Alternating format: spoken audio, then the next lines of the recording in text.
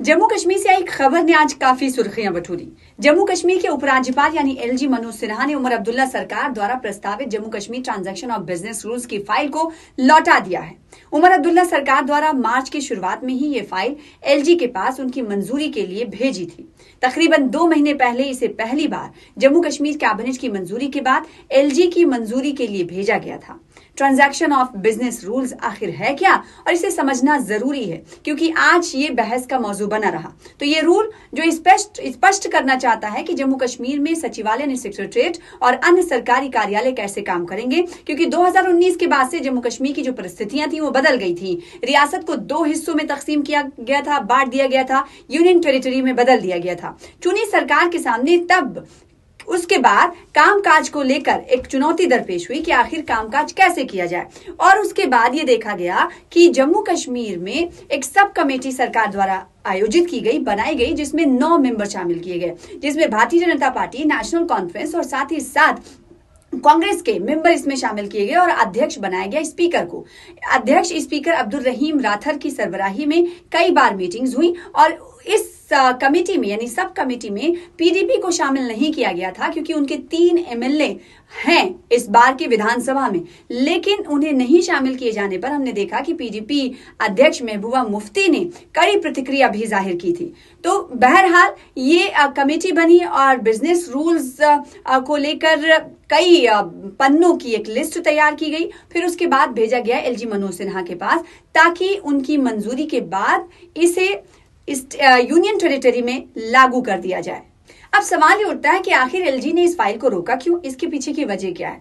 सूत्रों ने बताया कि फाइल को 2 दिन पहले वापस भेज दिया गया था। Jammu Kashmir transaction of business rules में ये प्रस्ताव है, तजवीज है, क्या है आपको बताते हैं कि प्रस्ताव में कहा गया कि आईएएस अधिकारियों सहित सभी पोस्टिंग्स जो हैं और जो ट्रांसफर हैं वो जम्मू कश्मीर कैबिनेट द्वारा अनुमोदित किया जाना चाहिए।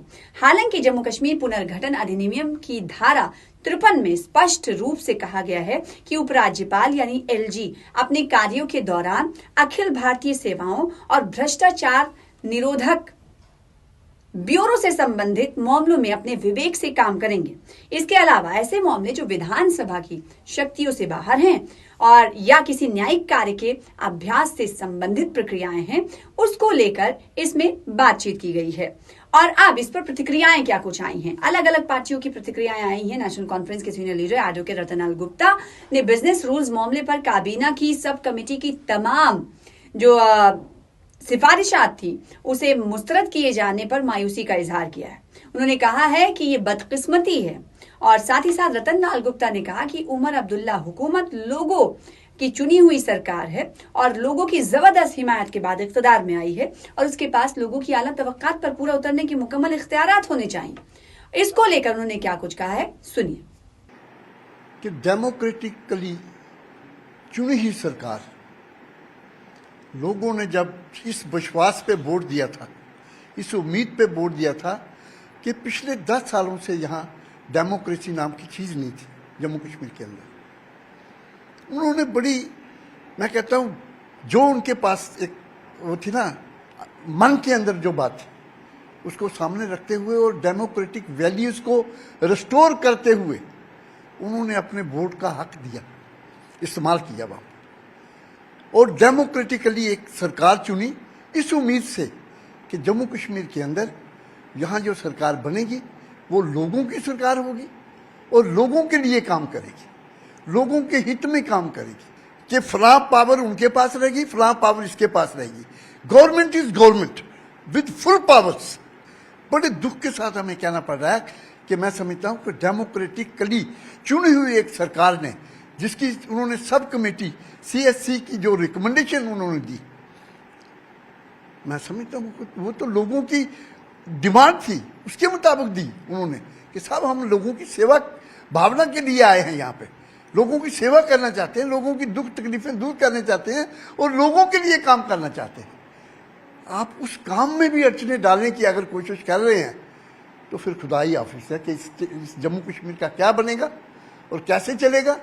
आज पूरा मुल्क एक लड़ाई लड़ रहा है और पूरा जम्मू कश्मीर पहली मर्तबा पूरे देश के प्रधानमंत्री की और होम मिनिस्टर साहब के पीछे खड़ा हो गया है। और अब आइए आपको बताते हैं कि जम्मू कश्मीर बीजेपी का क्या कुछ रिएक्शन इस पर रहा है। जम्मू कश्मीर बीजेपी ने एलजी द्वारा कैबिनेट की सब कमेटी की रिपोर्ट को यानी सिफारिशों को खारिज करने के फैसले का स्वागत किया है। क्या कह रहे हैं बीजेपी नेता, सुनिए। देखिए, सबसे पहले तो मैं ये कहूंगा कि जो रिकमेंडेशंस गई थी, अगर हम उसको ध्यान से पढ़ते हैं तो देखते हैं कि वो टोटल वायलेशन था रीऑर्गेनाइजेशन एक्ट का, और उसमें से ऐसे पावर्स जो चीफ मिनिस्टर के पास हो नहीं सकते उनकी भी मांग की गई थी। इसलिए एलजी साहब के ऑफिस ने जो अगर उसको रिजेक्ट किया है तो मुझे लगता है कि ये बहुत ही अच्छा है, स्वागत योग्य है, क्योंकि ये अभी यूटी है। यूटी में जितने पावर्स वेल डिफाइंड है वो रीऑर्गेनाइजेशन एक्ट 2019 में, उसमें खासकर सेक्शन 53 क्लियरली बता देता है कि कैसे पावर को डिस्ट्रीब्यूट किया जाएगा। उसमें से सेंध लगाने की एक तरीके से कोशिश की गई थी इस सब कमेटी की रिपोर्ट के द्वारा, और डिस्गाइज में करने की कोशिश की गई थी। आप अपनी डिमांड रख सकते हैं, आपको कोई दिक्कत नहीं है, लेकिन एलजी साहब ने अंडर रूल्स, अंडर जो कॉन्स्टिट्यूशन उनको बता देता है, उसमें इसको रिजेक्ट किया है। मुझे लगता है कि इसको स्वागत करना चाहिए, बहुत अच्छा हुआ है, क्योंकि जो काम पहले से जितने पावर्स चीफ मिनिस्टर साहब के पास है या जो जहां की सरकार के पास है, वो उस पर ध्यान न देकर और पावर्स चाहिए, सिर्फ इसी पर ज्यादा ध्यान देते हैं, इसलिए इसका कोई औचित्य नहीं बनता था। बहुत अच्छा हुआ कि इसको रिजेक्ट किया गया। तो एलजी के जरिए बिजनेस रूल्स को मुस्तरद करने पर कांग्रेस क्या कह रही है, ये भी जान लेते हैं। कांग्रेस ने कहा है कि बहुत बदकिस्मती की बात है, ये एक मुंतखब हुकूमत को आजादाना तौर पर काम करने की इजाजत नहीं दी जा रही है। कांग्रेस क्या कह रही है, सुनिए जरा। लोगों ने ताकत दी थी चुनी हुई सरकार को। आपने वादा किया था कि जो ही चुनाव हो जाएगा हम राज्य का दर्जा बहाल करेंगे और पूरी ताकत जो है वो चुनी हुई सरकार के पास होगी। कांग्रेस पार्टी ने इसलिए कैबिनेट में ज्वाइन नहीं किया कि आपने धोखा किया है।